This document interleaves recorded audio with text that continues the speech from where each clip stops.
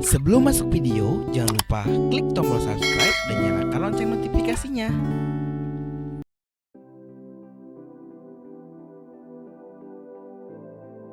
Assalamualaikum warahmatullahi wabarakatuh. Sampurasun. Kumaha sadayana? Damang. Tepang deui sareng Bapa dina pangajaran bahasa Sunda. Dina kasempatan ieu, Bapa bade medarkeun pangajaran anu judulna dongeng. Tentunya pasti semuanya sudah tahu apa yang dinamakan dongeng itu. Nah, pada kesempatan kali ini kita akan belajar kembali tentang dongeng. Kita akan membahas apa itu dongeng, kemudian ciri-ciri dongeng, kemudian jenis-jenis dongeng, dan unsur intrinsik pada dongeng, dan tentunya kita akan membahas tentang dongeng itu sendiri dan contoh dongeng itu sendiri. Langsung saja kita akan membahas yang pertama tentang pengertian dongeng. Dongeng adalah cerita fiksi yang diwariskan secara turun-temurun dari nenek moyang. Dongeng ini juga biasa disebut cerita rakyat. Cerita rakyat ini sudah hidup sejak lama dalam kehidupan masyarakat dan bisa dikatakan juga sudah ada sejak manusia mengenal bahasa. Jadi udah lama banget yang namanya dongeng ini dikatakan. Dengan sifat yang demikian, maka dongeng dikategorikan ke dalam bentuk sastra lama. Sastra lama itu apa sih? Ada yang tahu? Nah, kita bahas sedikit. Sastra lama itu sastra yang disampaikannya dalam bentuk lisan maupun ucapan, sering juga disebut sebagai sastra Melayu, dan di mana proses terjadinya juga disampaikan melalui ucapan serta cerita orang zaman-zaman dulu. Jadi cerita yang lama atau kita sebutnya cerita kuno sudah ada nih sejak zaman dulu. Nah, itu dikategorikan dalam sastra lama. Gimana? Sekarang udah ngerti apa yang dikatakan dongeng? Pengertian dongeng? Sekarang kita akan beranjak belajar kembali yang kedua, yaitu ciri-ciri dongeng. Ciri-ciri dongeng ada 3 yang mendasar yang pada umumnya. Yang pertama, menyebar melalui lisan atau dari mulut ke mulut. Jadi seperti ini maksudnya, kita mengetahui dongeng tersebut dari mulut ke mulut. Si A tahunya dari si B, kemudian si B tahunya dari si C tahunya dari si D. Jadi kita tanpa membaca buku, contohnya tanpa menonton film, tetapi diceritakan oleh orang, kita mengetahui cerita tersebut. Nah, itu ciri-ciri yang pertama, menyebarkan melalui lisan. Yang kedua, ciri-ciri dari dongeng ini tidak diketahui siapa pengarangnya atau biasa disebut anonim. Jadi, tidak seperti kayak sastra yang lainnya seperti puisi. Ada ciptaan A, kemudian lagu, ciptaan B. Nah, dongeng ini tidak ada yang menciptakan atau tidak diketahui siapa yang menciptakannya.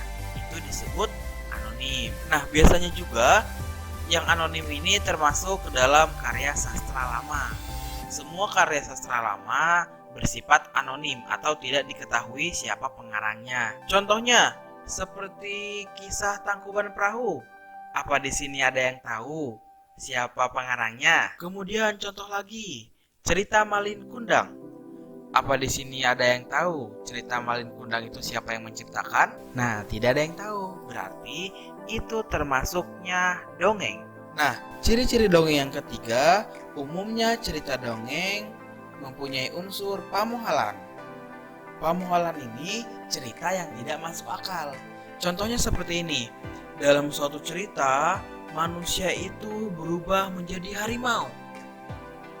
Kemudian manusia itu bisa terbang ke angkasa, menembus awan. Kayak gitu. Nah, itu cerita yang bersifat pamuhalan atau mustahil. Itu dikategorikan ke dalam dongeng. Kemudian kita akan lanjutkan pada materi yang ketiga, yaitu tentang jenis-jenis dongeng. Pada umumnya, jenis-jenis dongeng dibedakan menjadi 4. Yang pertama, dongeng sasatoan atau fabel, yaitu dongeng yang menggunakan perlambangan kehidupan hewan. Jadi dongeng ini menceritakan tentang hewan. Peran utama atau tokoh utamanya hewan.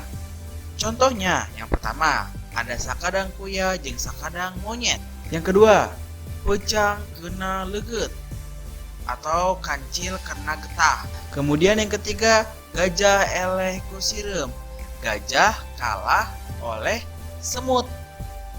Nah, itu cerita dari fabel atau sasatoan. Jenis-jenis dongeng yang kedua yaitu sasakala atau legenda, yaitu dongeng yang menceritakan asal-muasal sebuah tempat, benda, kejadian alam, atau kebiasaan. Contohnya, yang pertama ada Sasakala Gunung Tangkuban Parahu. Yang kedua, Sasakala Gagak Buluna Hideung atau Sasakala Gagak Bulunya Hitam. Kemudian yang ketiga, Sasakala Cai Laut Jadi Asin atau Sasakala Air Laut Menjadi Asin. Nah, dalam dongeng legenda ini diceritakan asal-muasal dari suatu tempat, kemudian asal-muasal dari kejadian alam. Nah, itu yang kedua, dongeng sasakala atau legenda. Nah, yang ketiga ada dongeng sejarah atau sage, yaitu dongeng yang erat kaitannya dengan kejadian sejarah atau dongeng yang diambil dari kisah sejarah. Contohnya, yang pertama ada Hanjuang Trikuta Maya. Kemudian ada Kian Santang jeung Prabu Siliwangi. Kalian tahu dongeng Kian Santang pernah ditayangkan di TV. Nah, itu termasuk dongeng sage atau sejarah. Kemudian yang ketiganya ada Syekh Maulana Akbar. Itu termasuk dongeng sejarah atau sage. Kemudian yang keempat yaitu dongeng jalma biasa atau dongeng orang-orang biasa, atau kita sebut parabel, yaitu dongeng yang menceritakan kehidupan sehari-hari atau dongeng yang menceritakan kisah hidup orang biasa. Contohnya, kalian tahu cerita si Kabayan? Nah, itu termasuk ke dalam contoh parabel atau kehidupan orang biasa. Kemudian yang kedua, contohnya ada Cikaracak Ninggang Batu Laun-laun Jadi Legok. Kemudian yang ketiga ada Nunyaah Ka Sato atau yang menyayangi Sato. Nah, itu termasuk ke dalam parabel. Pokoknya parabel itu yang menceritakan tentang kehidupan sehari-hari kita dalam dongeng tersebut.